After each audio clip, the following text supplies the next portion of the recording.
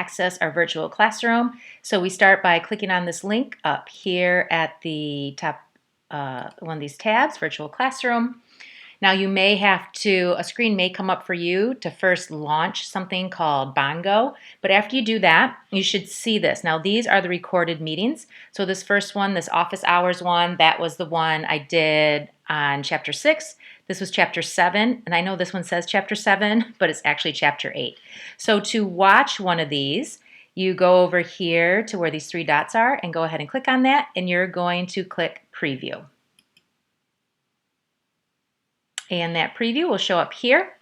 If I hit play on this, well, to make it, well, there I am, right? You can hit play on this. Before you do that, you might want to click on this little icon here, and that will make it full screen. Okay? All right, and you hit play, and you'll see it. That's basically it.